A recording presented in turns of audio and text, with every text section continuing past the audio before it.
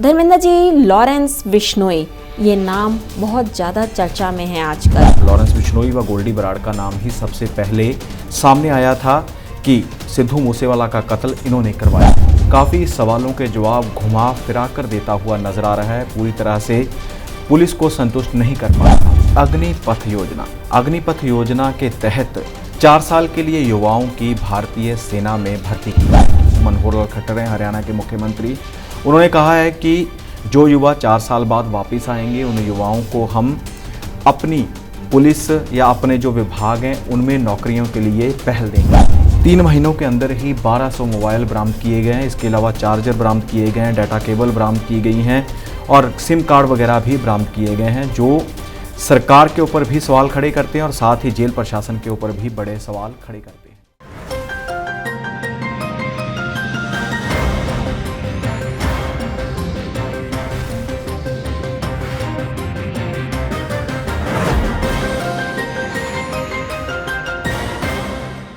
नमस्कार, D5 channel Hindi के programme खुलासा न्यूज़ का में मैं वंदना आप सभी दर्शकों का स्वागत करती हूं। आज मेरे साथ स्टूडियो में एक बार फिर से मौजूद हैं सीनियर जर्नलिस्ट धर्मेंद्र संधू जी। धर्मेंद्र जी, आपका बहुत बहुत स्वागत है। धन्यवाद वंदना जी। धर्मेंद्र जी, लॉरेंस बिश्नोई, ये नाम बहुत ज़्यादा चर्चा में है आजकल, और इसके बारे में क्या अपडेट है आपके पास में? वंदना जी, लॉरेंस बिश्नोई को दिल्ली से पंजाब पुलिस पंजाब लेकर आई थी और 7 दिन का रिमांड हासिल किया गया था। इसी के चलते लॉरेंस बिश्नोई से कल का दिन भी पूछताछ जारी रही और आज भी उससे पूछताछ की जा रही है। इसी दौरान लॉरेंस बिश्नोई ने एक गोरा नामक गैंगस्टर का नाम लिया था, जिसका संबंध गोल्डी बराड़ के साथ है, जो विदेश में बैठा है। इन दोनों का नाम, लॉरेंस बिश्नोई व गोल्डी बराड़ का नाम ही सबसे पहले सामने आया था कि सिद्धू मूसेवाला का कत्ल इन्होंने करवाया है। तो इसी के चलते गोरा नाम का जो व्यक्ति है वो रिश्तेदार है गोल्डी बराड़ का, तो उसकी भी अहम भूमिका मानी जा रही है इस मामले में। उसे भी पुलिस ने जेल में बंद था होशियारपुर की, उसको भी लाया गया, उससे भी पूछताछ लगातार जारी है। और साथ ही सूत्रों के मुताबिक और भी कई खुलासे हुए हैं, जिसमें 10 के करीब जो गैंगस्टर हैं या इससे संबंधित लोग हैं उनकी पहचान हो चुकी है, उन्हें गिरफ्तार किया जा चुका है। और अब पुलिस पूरी छानबीन कर रही है, लॉरेंस बिश्नोई से बातचीत कर रही है। लॉरेंस बिश्नोई काफ़ी सवालों के जवाब घुमा फिरा कर देता हुआ नजर आ रहा है। पूरी तरह से पुलिस को संतुष्ट नहीं कर पा रहा। तो अब देखना होगा कि दूसरा दिन है, अभी 5 दिन और बाकी हैं। 5 दिन बाद किस प्रकार से सिद्धू मूसेवाला कत्ल में नए खुलासे होते हैं। और पंजाब पुलिस सूत्रों के मुताबिक जो खबर है, पंजाब पुलिस लॉरेंस बिश्नोई को इस घटनाक्रम का मास्टरमाइंड मान चुकी है। सरकार की अग्निपथ योजना में क्या कुछ है खास?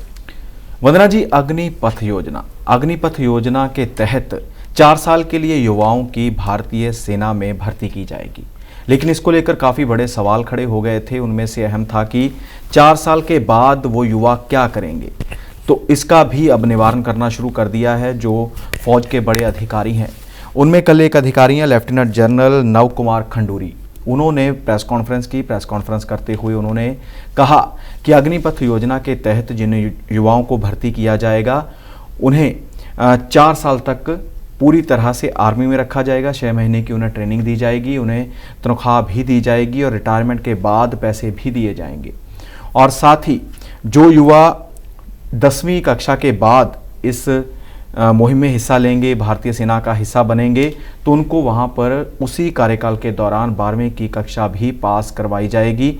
और वेतनमान की बात की जाए तो उनको जिस प्रकार से तनख्वाह मिलेगी, तो उसके अलावा जब वो रिटायर होंगे 4 साल के बाद, तो उन्हें 11,71,000 रुपये दिए जाएंगे।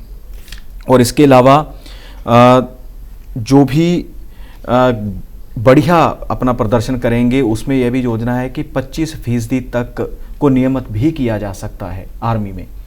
और इसके अलावा जितने भी मुख्यमंत्री हैं जो खासकर भाजपा से संबंधित है वो ऐलान कर चुके हैं। जिस प्रकार मनोहर लाल खट्टर हैं हरियाणा के मुख्यमंत्री, उन्होंने कहा है कि जो युवा 4 साल बाद वापस आएंगे उन युवाओं को हम अपनी पुलिस या अपने जो विभाग हैं उनमें नौकरियों के लिए पहल देंगे। इसी प्रकार योगी आदित्यनाथ हैं, यूपी के मुख्यमंत्री, उन्होंने भी कहा है कि पुलिस व और विभागों में उनको पहल दी जाएगी। मध्य प्रदेश में भी मुख्यमंत्री हैं जो वो ऐलान कर चुके हैं कि हम भी उनको पूरी सुरक्षा देंगे और उनको गारंटी देंगे कि उन्हें कहीं ना कहीं सेटल करवा दिया जाएगा। और साथ ही गृह मंत्रालय का कहना है कि जो बच्चे वापस आएंगे 4 साल बाद तो उन्हें हम कोशिश करेंगे कि जितनी भी केंद्रीय सुरक्षा बल होते हैं उनमें उनको मौके दिए जाएं, उनको पहल के आधार पर उसमें भर्ती किया जाए। और साथ ही एक और है कि जो आर्मी के लेफ्टिनेंट है उनका कहना है कि जो बच्चे वहाँ पर 6 महीने की ट्रेनिंग लेंगे तो उसके साथ उन्हें तकनीकी काम भी सिखाए जाएंगे। अगर बाहर आकर 4 साल के बाद उन्हें कोई और नौकरी नहीं मिलती तो अपने खुद के काम कर सकेंगे। सो इस प्रकार की योजना है। इसके चलते बिहार में काफ़ी दंगा हुआ है। बिहार में युवा सड़कों पर उतर आए थे और रेलगाड़ियों के ऊपर उन्होंने पत्थरबाजी भी की है। उन्होंने काफ़ी बड़े सवाल खड़े किए हैं कि हम 4 साल बाद क्या करेंगे, इसकी क्या गारंटी होगी कि हमें और काम मिलेगा, और जो 11-12 लाख के करीब जो दिया जाएगा पैसा, वो पैसा हमें मिलेगा या नहीं, या फिर उसमें हम कैसे गुजारा करेंगे। काफ़ी सवाल थे, इसलिए उन्होंने भी काफ़ी प्रदर्शन किया है। धर्मेंद्र जी, पीएम के हिमाचल दौरे के बारे में बताएं। वंदना जी, देश के प्रधानमंत्री नरेंद्र मोदी 2 दिन के हिमाचल दौरे पर हैं। इस दौरान वह 2 दिन तक धर्मशाला में रहेंगे। कांगड़ा में धर्मशाला है, वहां पर उनके रहने का जो व्यवस्था की गई है, 2300 के करीब पुलिसकर्मी तैनात कर दिए गए हैं ताकि किसी प्रकार की सुरक्षा में चूक ना हो जाए। और सचिव हैं जो पूरे देश भर के, उनका राष्ट्रीय सम्मेलन है, पहला सम्मेलन है, उस सम्मेलन में भी वो शिरकत करेंगे। इसके अलावा वो प्रधानमंत्री रोड शो भी करेंगे। साथ ही प्रधानमंत्री के और भी कई मंत्री हैं जिनकी रहने की व्यवस्था धर्मशाला में की गई है। और धर्मशाला में ही पहली बार प्रधानमंत्री 2 दिन के लिए रुकेंगे और वहाँ पर प्रचार भी करेंगे, लोगों को नीतियों के बारे में भी बताएंगे। और काफ़ी अहम दौरा माना जा रहा है देश के प्रधानमंत्री नरेंद्र मोदी का। पंजाब के 3 दर्जन से ज़्यादा नेताओं पर कार्रवाई होगी, क्यों?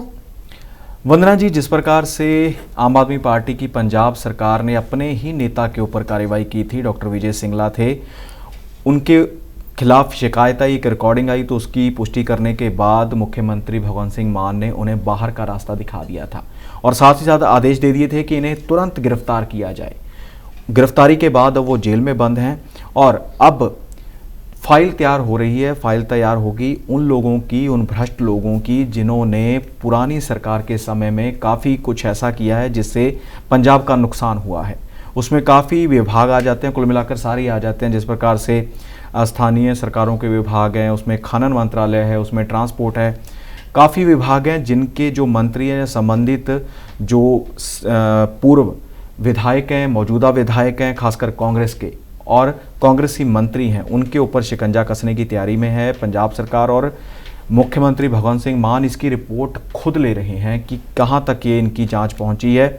और साथ ही यह जांच भी की जाएगी कि इन लोगों ने अपनी आमदन से ज़्यादा कितनी संपत्ति जुटाई है, तो उसकी भी जांच की जाएगी। तो इसलिए पूरी टीमें तैयार हो चुकी हैं और अब देखना होगा कि कब कार्रवाई होती है। लेकिन साधु सिंह धर्मसोत थे, पंजाब के कैबिनेट मंत्री थे, जंगलात मंत्री थे, उनके ऊपर भी कार्रवाई हो चुकी है। उन्हें 14 दिन के लिए जेल भेजा गया है।